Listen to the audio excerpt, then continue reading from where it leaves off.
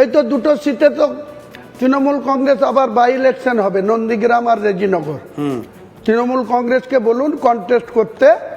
যে ভোট রেজিনগরে আমি পেয়েছি 1,23,800, আর তৃণমূল কংগ্রেস পেয়েছে 41,600, বিজেপি পেয়েছে 64,700।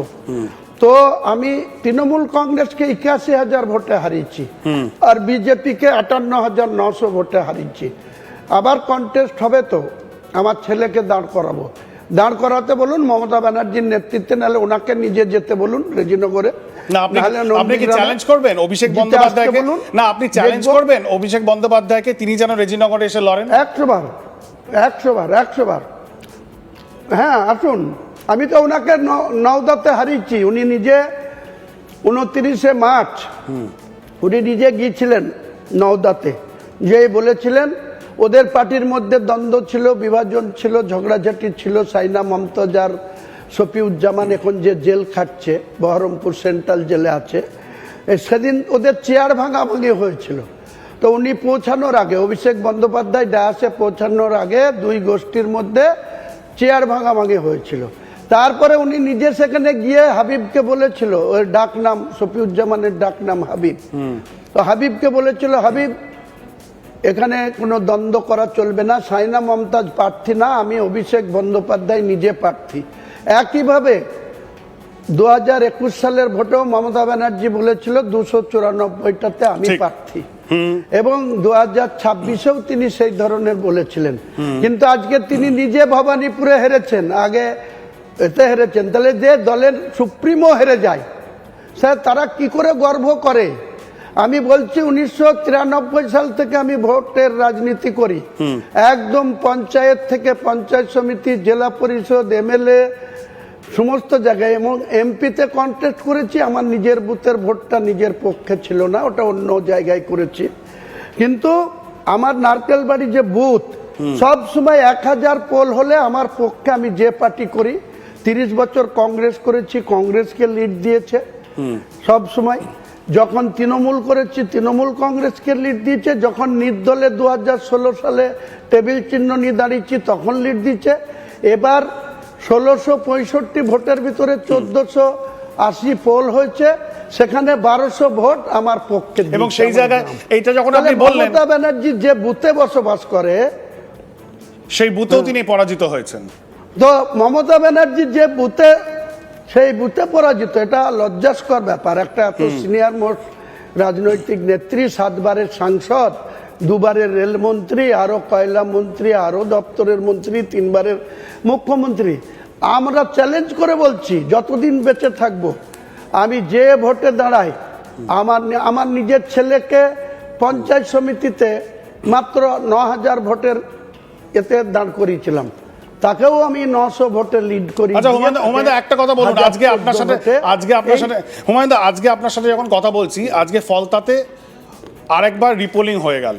এই ফলতাতে বলা হতো ফলতার শাহেনশাহ জাহাঙ্গীর খান, তা তিনি, এবং এটা বলা হতো অভিষেক বন্দ্যোপাধ্যায়ের গড় ডায়মন্ড হারবার, তার মধ্যে ফলতা। কিন্তু সেখান থেকে জাহাঙ্গীর খান তিনি পালিয়ে গেলেন, লড়লেন না, এবং অভিষেক বন্দ্যোপাধ্যায়কে ক্যাম্পেইন করতে দেখা গেল। কয়েকদিন আগে আস্ফোলন করেছিলেন। তা আপনার কি মনে হয় এই ফলতাতে কি হবে? উনি বলেছিলেন যে ঝুঁকেগা নেই। ফলতাতে 1 লক্ষ ভোটে জিতবে বিজেপির প্রার্থী, 1 লক্ষ মার্জিন হবে, দেখে নেবেন আপনি। লক্ষাধিক মার্জিনে জিতবে, যেখানে 1,68,000 ভোটে 2024 সালে এই জাহাঙ্গীররা ভোট লুট করে অভিষেককে 7 লক্ষর মার্জিনে পৌঁছে দিয়েছিল। সে জামানা শেষ। আজকে মুখ্যমন্ত্রীর নাম শুভেন্দু অধিকারী। ইলেকশন কমিশন যে ব্যবস্থায় আজকের রিপোল করিয়েছে, এই তো সামনে রবিবারে ফল বেরাবে, 24 তারিখে দেখবেন। আমি আজকে বলে রাখলাম যে লক্ষাধিক ভোটে ওখানকার মানুষ বিজেপির প্রার্থীকে জিতাবে। তাহলে যে শেরশাগিরি করতো, যে এত আস্ফালন করতো, বাঘ আজকে বিড়ালের থেকেও ম্যাও ম্যাও করছে। বাঘ তো সিংহের মতো গর্জন করে, আর বিড়াল অনেক সময় ম্যাও ম্যাও করে, আবার সে ম্যাও ম্যাও ভুলে যায়। দুটো মাছ পেলে মাছটা খেয়ে মেউ মেউ আওয়াজটাও কিন্তু হুমায়ুন দা এই যে অভিষেক বন্দ্যোপাধ্যায়ের প্রধান, হ্যাঁ, এই যে তৃণমূল কংগ্রেসের পক্ষ থেকে স্টেটমেন্ট দিয়ে বলা হলো যে জাহাঙ্গীর খান যেটা করেছেন সেটা তার ব্যক্তিগত ডিসিশন, পার্টির ডিসিশন নয়, কিন্তু তৃণমূলের অন্দরই এখন আওয়াজ উঠেছে তাহলে জাহাঙ্গীরকে কেন সাসপেন্ড করা হচ্ছে না? এটা আপনার কি মনে হতেই হয়? পারে না, এটা হতেই পারে না। দেখুন গা, তলায় তলায় তৃণমূলের নেতারা কতজন বিজেপির সেন্ট্রাল নেতৃত্বের সাথে যোগাযোগ করছে। আমি মমতা ব্যানার্জিকে বলতে চাই, অভিষেককে বলতে চাই, তার আন্ডারে তিনি পার্লামেন্টের দলনেতা টিএমসি পার্টির, তার আন্ডারে কাকুলি ঘোষ দস্তিদার, যিনি অল ইন্ডিয়া তৃণমূল কংগ্রেসের মহিলা নেত্রী, সভাপতি, বারাসাতের এমপি, তিনার কাছে সেন্ট্রাল সিকিউরিটি কি করে আসলো? তিনি কি কারণে তিনার থ্রেড আছে?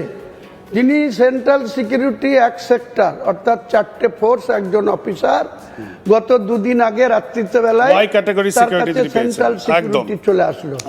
আজকে হ্যাঁ, এবং 80 জন এমএলএর মধ্যে গতকাল বিধানসভায় মাত্র 34 জন এমএলএ বিক্ষোভ দেখাচ্ছে কুণাল ঘোষ আর ববি হাকিমের নেতৃত্বে।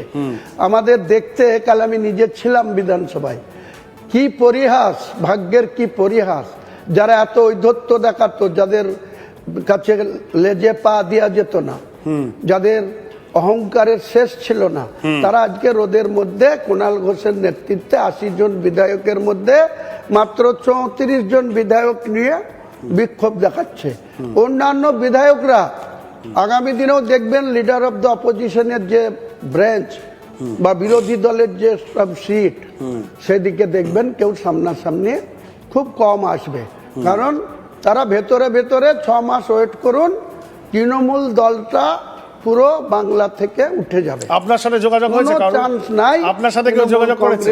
কেউ তৃণমূল কংগ্রেসের মুসলিম যারা বিধায়ক রয়েছেন তারা আপনার সাথে যোগাযোগ করেছে? আমি সময় হলেই জানতে পারবেন। তারা এখন আজ করছে কোন দিকে যাব।